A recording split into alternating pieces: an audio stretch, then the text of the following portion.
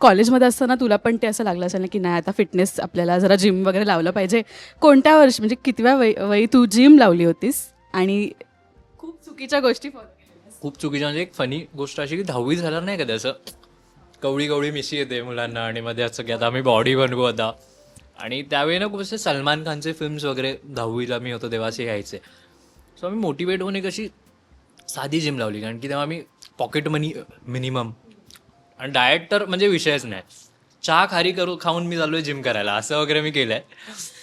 So एक साधी gym लावलेली 10वी झाल्याच 10वीच्या सुट्टींमध्ये की बॉडी बनवूयात काही करूयात. पण झिरो नॉलेज काही वर्कआउट म्हणजे चेस्ट आणि सोबत लेग्स बिग्स काही ट्रेन करायचं असं मला वाटतंय. ओके, पण नंतर मला कळलं की हे असं ट्रेन करतात ते तसं ट्रेन करतात किंवा मग हे डाएट आहे, प्री वर्कआउट तुम्ही घ्यायचं असतं किंवा काहीतरी कॅफिन वगैरे ज्याने तुम्हाला किक मिळेल एक. तो हे सगळं करत करत आता शिकलो थोडंसं आणि आता करतोय थोडं जेवढा वर्कआउट मला जमेल तेवढा. मोटिवेशन कोण आहे पण म्हणजे एक फिटनेस बाबतीत एक असताना आपलं रोल मॉडेल की नाही ह्याच्यासारखं रुटीन आपलं एक सेट असलं पाहिजे?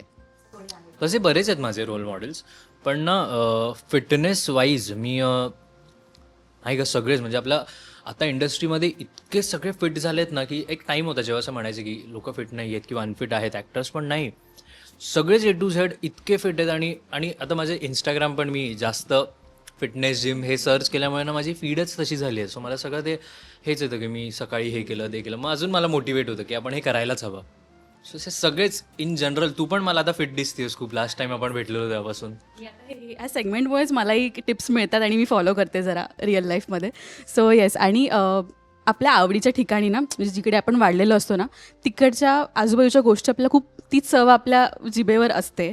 तुझा फेवरेट तुझ्या इलाक्यामधलं फूड कोण?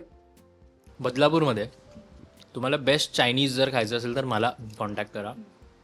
प्रत्येक एरियातला मला बेस्ट चायनीजवाला माहिती आहे, पण सगळ्यात टॉप नॉच आमच्या इथे एक सायली चायनीज म्हणून आहे आणि एक प्रेम चायनीज कॉर्नर, जे खूप जुने आहेत आणि असे रस्त्याच्या शेजारी असा एक छोटासा गाळा असतो, मग ते थोडं रेस्टॉरंट बनतं.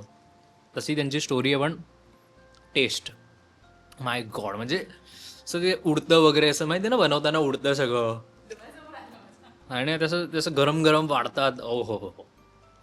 आणि एक मिसळ पण आहे, निळकंठ मिसळ म्हणून, अप्रतिम मिसळ. तशी मिसळ ना मी नाशिकला खाल्ली आहे, मी पुण्याला खाल्ली आहे, पण तोडच नाही आहे. कोल्हापूरला पण खाल्ली आहे, तोडच नाही आहे. बदलापूरची ती निळकंठ मिसळ एक गॉड लेवलला आहे. तू आता म्हणालास की 10th नंतर बऱ्याच चुकीच्या गोष्टी फॉलो केलेल्यास, पण आत्ता जे हे व्हिडिओ बघत असेल मे बी त्या एजची मुलं असतील त्यांच्यासाठी ना ब्रेकडाऊन करून मला सांग की ब्रेकफास्ट लंच डिनरमध्ये काय खावं, कारण का त्या वयामध्ये इतके पैसे नसतात आपल्याला की आपण इन्व्हेस्ट करू. तर इझी गो टू जे आपण इझिली करू शकतो असं काय? आता तर मी हेच सांगेन की घरचं तुम्हाला जेवढं खाता येईल तेवढं घरचं खा, कारण की घरी बनवलेलं जेवणच खूप बेस्ट असतं. आणि खूप ना आपण सोर्सेस ऑफ प्रोटीन पण इन्क्लूड करू शकतो.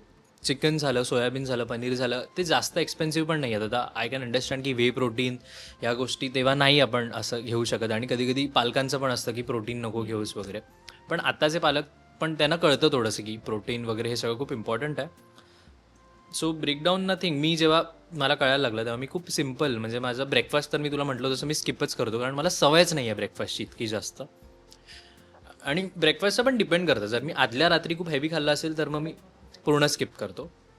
नाही तर ब्रेकफास्टमध्ये काही म्हणजे युजली पोहे, ओट्स, ऑमलेट. मला ऑमलेट सँडविच हे मी कॉम्बिनेशन रोज खाऊ शकतो ब्रेकफास्टमध्ये खाल्लं तर. नंतर मी दुपारी जे घरी असेल ते जेवतो, जे काही असेल ते, जी भाजी ते, फक्त त्यात प्रोटीन ॲड करतो. मग ते काही असू दे, मला ते बनवता येतं पटकन, सो मी ते प्रोटीन ॲड करतो. संध्याकाळी मी प्रोटीन बार किंवा मग त्यासोबत प्रोटीन शेक म्हणजे जिमवरून आल्यानंतर. आणि मग रात्रीचं पण जे घरी जेवण असेल ते एकदम थोड्या क्वांटिटीमध्ये आणि सॅलड जास्त, दुपारीसुद्धा सॅलड जास्त, फायबर्स जास्त, आणि मग त्यासोबत प्रोटीन. म्हणजे एक लिमिटेड पोर्शन्समध्ये खाल्लं ना तर मला वाटतं काही खाल्लं तरी पण पचतं ते आपल्याला, असं असं माझं म्हणणं आहे.